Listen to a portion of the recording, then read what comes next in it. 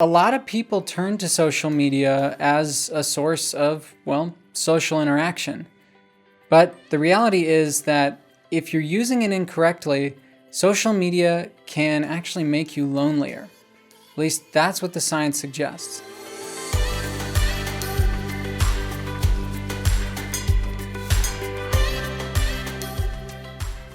It probably won't surprise you to learn that humans are social animals. We need to be around other people. In fact, when researchers look at the health outcomes of people with chronic loneliness, they find that it's associated with a high risk of mortality, even higher than that of obesity and even air pollution in some cases.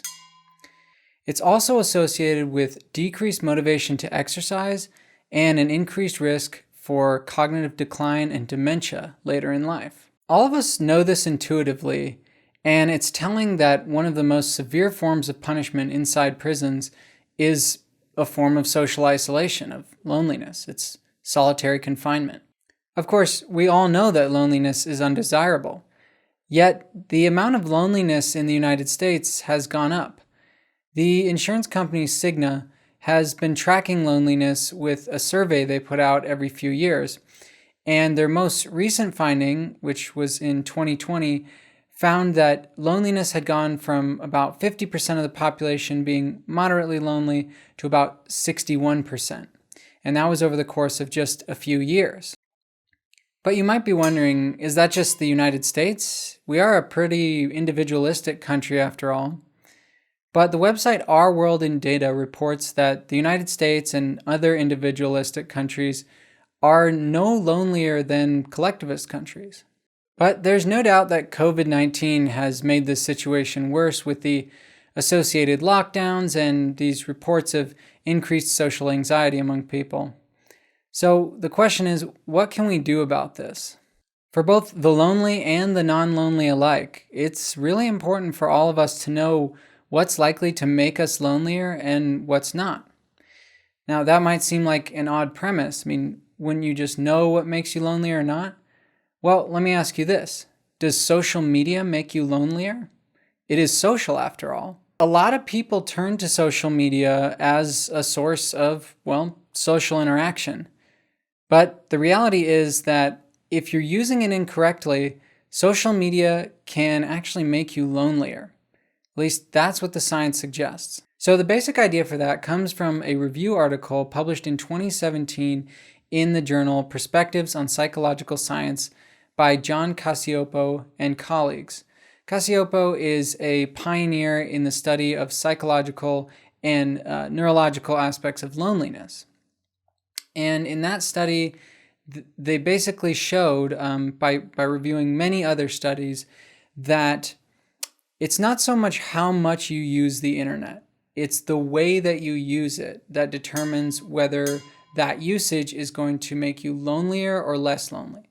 So if you use it in a way that actually deepens or reconnects you with relationships that you already have in real life, then you're likely to actually reduce your level of loneliness.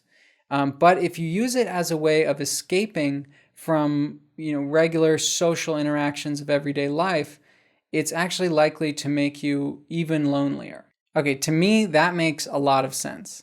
So if you avoid anything, if you avoid social interactions, face-to-face interactions because they make you anxious, and so you go into social media or the internet as a way of avoiding that, it's kind of like avoiding the discomfort that comes with physical exercise by maybe watching people do strenuous activities online, like watching somebody mountain bike or something like that. You're not going to get those same benefits of exercise from just watching kind of a virtual representation of exercise.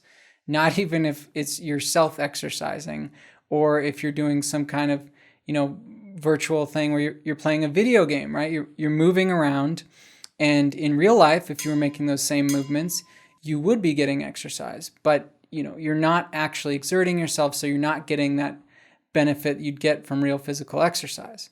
So it's sort of the same thing with social interactions.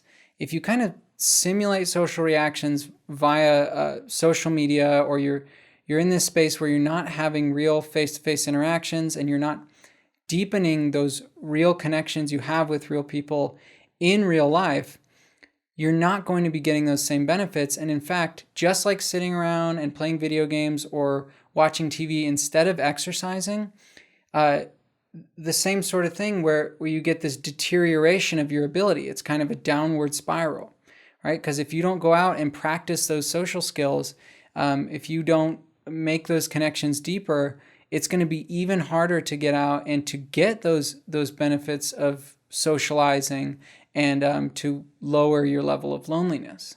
The other thing is that there's probably some reciprocal causation going on here.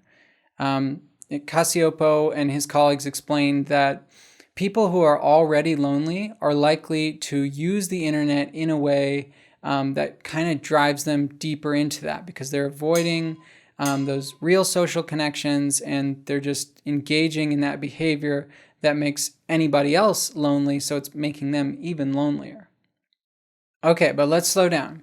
Social media is not all bad for social interactions. In fact, it can make us less lonely, right? I mean, that makes sense as well. If you practice those social interactions and build up those relationships that you already have online so that when you do interact in person, it's even richer and you're, even more experienced, your social cognition is better.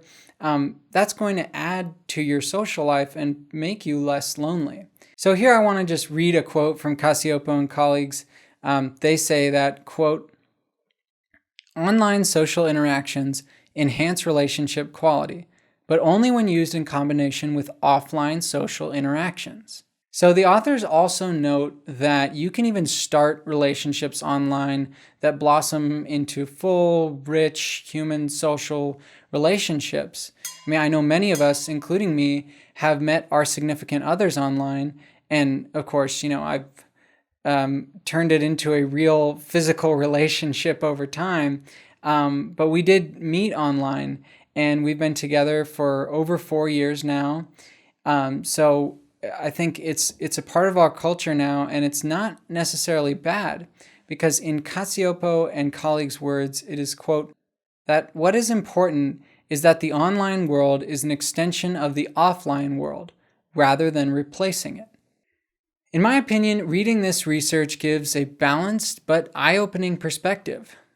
Contrary to the idea that social media is killing our social lives, that it's going to make us inexorably lonelier and that we're just basically screwed, and contrary to the other side that it's an unequivocal good, that it's just connecting humanity and that's all perfectly fine, the reality is that social media is a tool, as is the internet, and they can be used for good or for bad, for increasing and deepening social ties or for making us lonelier. And it's up to you how you use it. So I'd say use it for good. Your own mental health and the health of society depends on it.